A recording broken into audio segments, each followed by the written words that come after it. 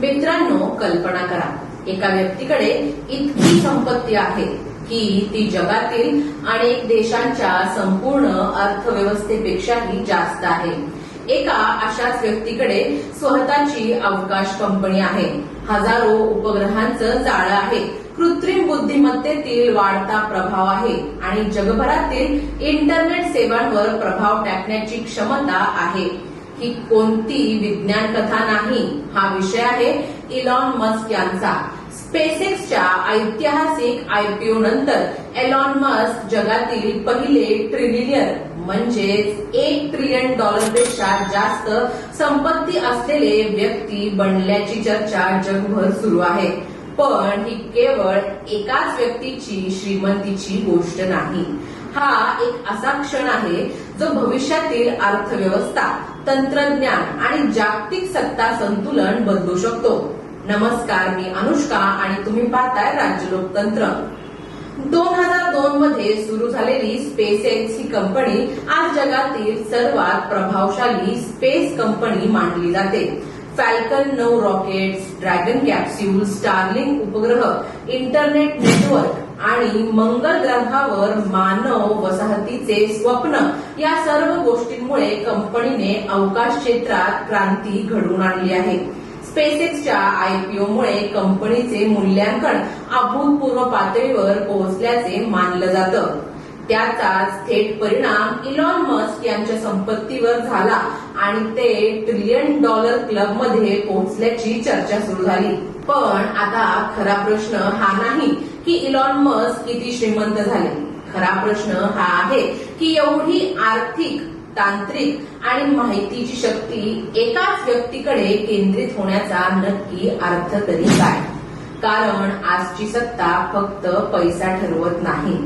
Data, internet, कृत्रिम बुद्धिमत्ता, उपग्रह नेटवर्क आणि अवकाश तंत्रज्ञान ही नवीन शक्ती केंद्र बनली आहेत.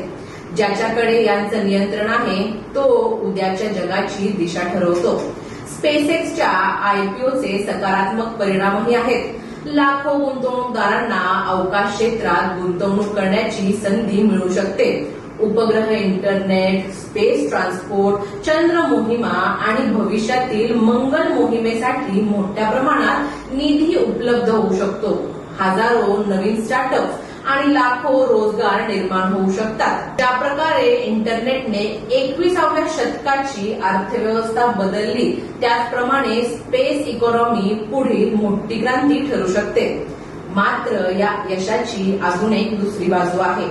ती म्हणजे आज जगभरातील कोट्यवधी लोक महागाई, बेरोजगारी, पाण्याची टंचाई आणि मूलभूत गरजांसाठी संघर्ष करतायत. अशा वेळी एकाच व्यक्तीकडे $1 ट्रिलियन ची संपत्ती जमा होणं आर्थिक विषमतेबद्दल गंभीर प्रश्न निर्माण करतं.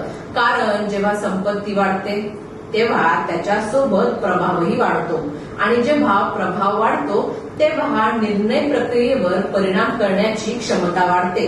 भारतासाठीही हा विचार करण्याचा विषय आहे. आज भारतात काही मोठ्या उद्योग समूहांची वाढ अभूतपूर्व वेगाने होत आहे.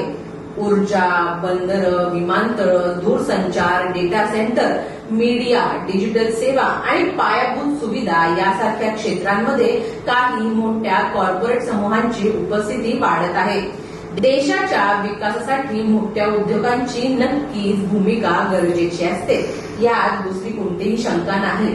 रोजगार, गुंतवणूक आणि जागतिक स्पर्धात्मकता वाढवण्यासाठी त्यांचं मोठं योगदानही ठरतं. पण त्याचवेळी अर्थव्यवस्थेतील महत्वाची संसाधनं आणि सेवा काही मोजक्या हातांमध्ये केंद्रित होत असतील तर स्पर्धा, ग्राहकांचं हित आणि आर्थिक संतुलन याबाबत सतत जागरूक राहण्याची गरज असते. आज आपण इलॉन मस्क आणि स्पेसएक्स बद्दल बोलत आहोत. पण हा विषय केवळ अमेरिकेपुरता मर्यादित नाही. कारण भविष्यात जगाची अर्थव्यवस्था तेल, कारखाने आणि जमीन यावर नाही तर डेटा, कृत्रिम बुद्धिमत्ता, उपग्रह नेटवर्क आणि संगणकीय शक्तीवर चालणार आहे. आणि जर यात सर्व गोष्टी काही मोजक्या कंपन्यांच्या नियंत्रणाखाली गेल्या तर भविष्यातील सत्ता कोणाच्या हातात असेल हा प्रश्न अधिक महत्वाचा ठरेल. आणि जर एका व्यक्तीकडे अनेक देशांच्या अर्थव्यवस्थेपेक्षाही जास्त संपत्ती, हजारो उपग्रहांचे नेटवर्क, जगभरातील इंटरनेट सेवा, कृत्रिम बुद्धिमत्तेतील वाढता प्रभाव आणि अवकाश वाहतुकीवरील मोठे नियंत्रण असेल तर तो फक्त उद्योगपती राहील का? की भविष्यात सरकारांनाही निर्णय घेताना ज्याचा विचार करावा लागेल अशी एक स्वतंत्र जागतिक शक्ती बनेल? जगभरातील संवाद, माहितीचा प्रवाह, एआयची दिशा आणि अवकाश अर्थव्यवस्थेचा मोठा भाग जर काही मोजक्या कंपन्यांच्या हातात गेला तर उद्याच्या जगात खरी सत्ता निवडून आलेल्या सरकारकडे असेल की तंत्रज्ञान क्षेत्रातील अब्जाधीशांकडे? आज हा प्रश्न इलॉन मस्क बद्दल आहे, उद्या हा प्रश्न भारताबद्दलही असू शकतो.